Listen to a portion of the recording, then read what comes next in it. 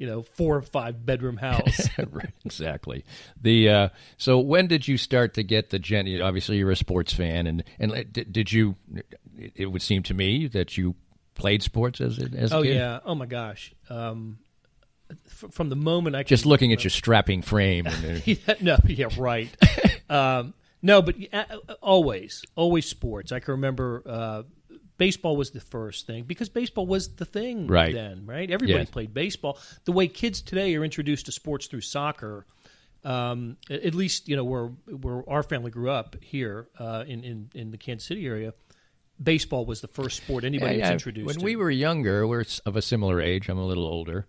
There was really no organized sports pretty much except for baseball until you got to much older age. Maybe some church teams, basketball or something like that, but generally baseball was kind of it. Well, so when I was in that age, when I think it was 8 or 9 when we moved to North Carolina, and it was a total immersion. There was a basketball court in our neighborhood. We'd play all the time, and it's North Carolina, so basketball was significant, and there was youth basketball. So I can remember Little League baseball, youth basketball, but football wasn't available to me until early teens, 13, 14, and played then. But all year round, nothing but. And I talked about the memory of riding a bike to a Little League field. We did that all the time. We had pickup games and sandlot games at the Little League field, and then we'd go home and get our uniforms on and go play at night. Right. So we're there all day playing baseball. We'd go home, get something to eat, put on my purple and white uniform. I played for Pine State, the milk company, and then we'd ride bike up and play baseball, organized baseball that night, all the time. That's so unique how different thing, because I always hear about that for people who played for Joe's Dairy or whatever. And in my town, we didn't have sponsors. We were just the Twins or the Red Sox or whatever. Well, little did you know, someone was sponsoring. Somebody was paying the freight, right? Yeah, paid for the uniforms and the umpires. It just that system, didn't do it that way potentially. So, what was your sports career, as it were, kind of like? Well, I played basketball through the 9th grade, which was the end of middle school, so high school started in the 10th grade, right. And I played football through the 11th grade. I did not play as a senior in high school. Because I got a job, and the job went into the fall, and my parents had bought a car for my sister and I, but basically told us we had to pay for it. They bought the car, but we had to pay for the upkeep and the gas and everything, and that took money. So I wasn't going to make. I was a 138-pound tight end as a junior in high school in a wishbone offense. Right. At the largest enrollment school in the state of North Carolina. It was Broughton High School. And the high school that produced, among others, Pete Maravich and Devontae Graham. Wow.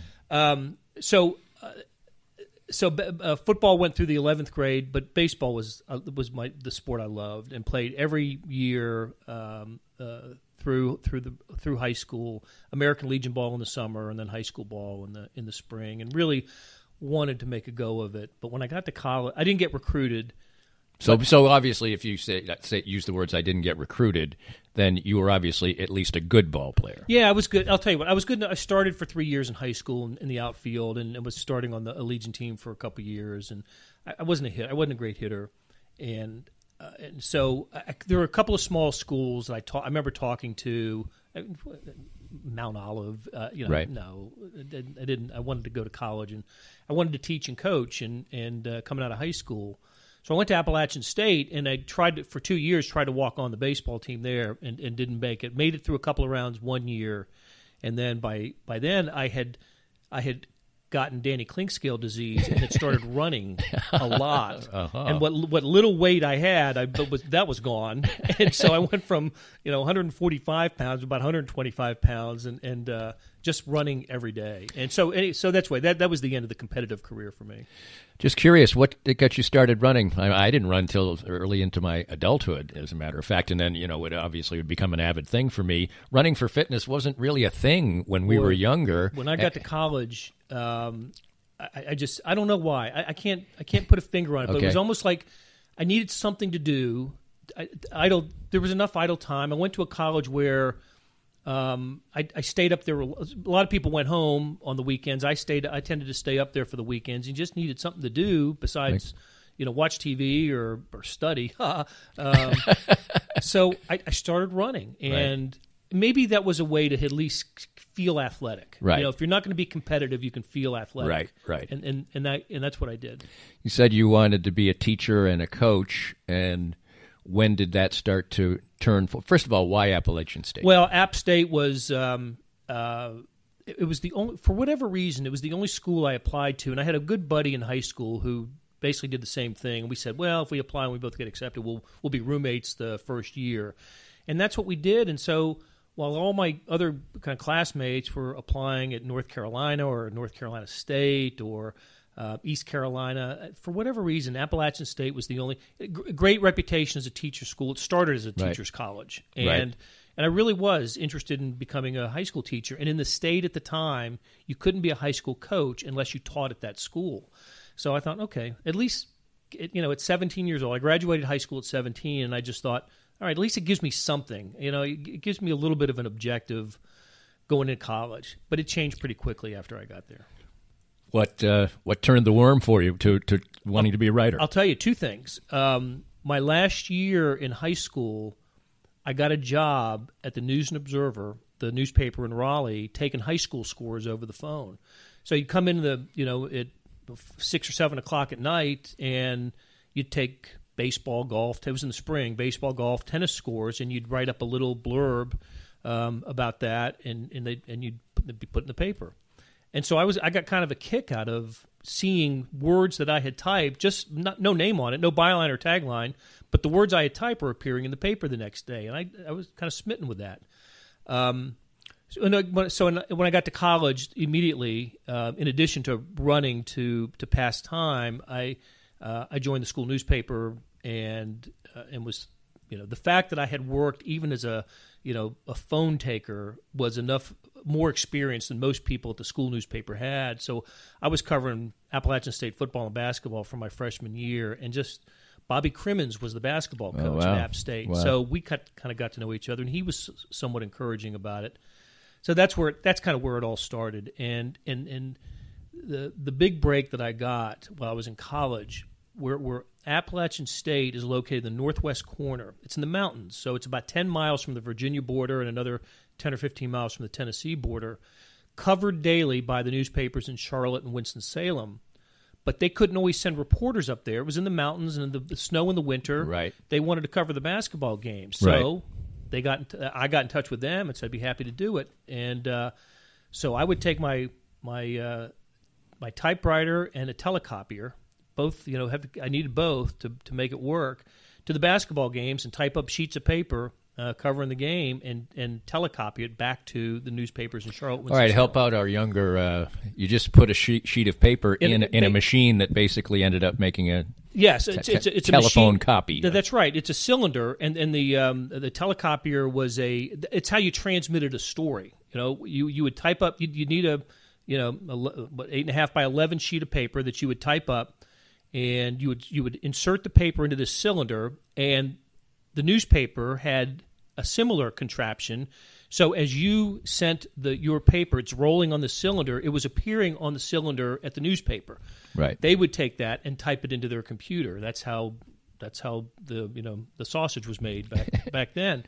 So some nights, if both the Charlotte and the Winston-Salem paper wanted something, I would take the lead and change it. And so I would have stories in the Charlotte and the Winston-Salem papers on the same game, but with different leads, different first few paragraphs.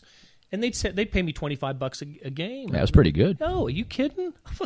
That was fantastic. And the bigger thing, as it turns out, is it puts your byline in those newspapers, and other sports writers see it. And so by the time I was finished at Appalachian State and I started applying for jobs, at least in that part of the country, people at least recognized the name. Right. And I was able to have some. And you have a recognizable name. Well, that's right. It's a little different. It is a little bit different. A little different. Exactly.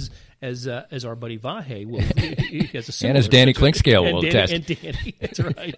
There's something to that. Right. So anyway, by the time I was finished, I was, at least the name there was a little bit of recognition, and I had a couple job offers a little bit after my graduation. That's a good stop for our good place for our first stop, and we'll be back with more as we dive deep into the sordid world of Blair Kerkhoff, or not, coming up. More of Danny's Reasonably Irreverent podcast after this. Looking for a truly unique escape from your normal entertainment or corporate team-building regimen? Stay tuned for an exclusive offer only for Reasonably Irreverent listeners. I'm excited to tell you about an extraordinary destination, the Exit Room, located in the heart of beautiful downtown Lee Summit. The Exit Room is a distinctive entertainment option that offers a cool alternative to the normal couples night out, family get-togethers, and corporate team-building events. The Exit Room is a one-of-a-kind boutique escape room catering to special occasions and corporate team-building events and is unmatched in the Kansas City metro. With 5 individually designed and varied escape room adventures, your party or employees can unplug from their electronic world, interact with one another, match wits, and ultimately escape the humdrum of the ordinary. The Exit Room adventures cross decades and centuries and create fascinating fun. I know the owners well. They are local folks, their staff is warm and friendly, their lobby is inviting and beautiful, and their adventures are award-winning. Check online. There are over 1,000 reviews and note that they are a rare 5-star ranked business. Visit their website and Facebook page, and any of my listeners who books online at theexitroomkc.com using the promo code ClinkScale19 gets 10% off any ticket purchase. The Exit Room in Lee Summit. Unplug, interact, and escape. Sumner One is the company to make your office maximize efficiency. Their family of companies make up one of the largest independent dealers of office technology in the Midwest. They are proud to bring the best service and technology to top companies across the region. Sumner One can help your organization run more smoothly than ever. Sumner One printers, copiers, MFPs, managed print services, document management, infrastructure design, IT services, disaster recovery, and business continuity. Welcome to the one place where everything works. For more information, call Carl Little at 913-752-2256. I've been Doobed, and you should be next. Yes, Doob. D-O-O-B. It's the keepsake of a lifetime, a 3D-generated, incredibly lifelike figurine. I just had one done of me. 66 cameras take an image at exactly the same moment in any pose, and state-of-the-art 3D technology transforms that into exact replicas of you, anyone you know or love, a pet, whomever is close to your heart. Create lifetime memories with a Doob. Visit their Facebook page at Doob 3D Kansas City, or better yet, see their incredible creations at their store on 119th Street in La Paloma Plaza near the Cheesecake Factory. Doob, be next. Back with Blair Kerkhoff on Kansas City Profiles, presented by Easton Roofing. So you're ready to go out into the big world and get out there, but you've got a good start to things as a professional. I did. I had a little bit of a running start, so that incredibly helpful to have been able to practice my trade in a real way in college. It wasn't like I was taking classes preparing for an occupation that I didn't have much experience in. I was able to do that in college, and people who do what we do get to do that. You got to do that. You got to. So, did you graduate with a degree in education? English, okay. I was an English major with a minor. Well, how would that help? We didn't have journalism, and it didn't help to this day. I'll tell you how it helped. I have an appreciation for poetry. Okay. That maybe I would not have had, right? Because there were some of the mandatory classes I had to take, and the Romantic poets of England of the 18th century. I think that's one of the great things about college that people probably underestimate. You might develop an interest you never would have had. I took a detective literature class at Kansas my freshman year.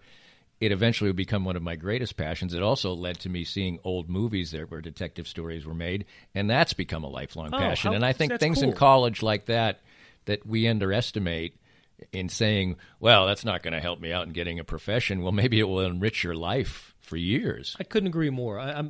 I took a couple of religion classes at Appalachian State, and I remember those classes as vividly as any classes that I took. The perspective of the professors and just some of the things I learned. It was fascinating, and I couldn't agree more that in terms of broadening your perspective, expanding your knowledge, there are opportunities in college that you don't get elsewhere. So how did the romantic Blair Kerkhoff life develop as you were going through Appalachian State and on into your life as a journalist? And this is where it gets a little sordid. No, it really doesn't. It really doesn't. I know it didn't. So I went to Broughton High School in Raleigh, and the lovely Karen Satterwhite was a year behind me at a rival high school, Cary High School in North Carolina. And we would I played American Legion baseball. Summer nights, and our home field was at Cary High School. she would come out to the games with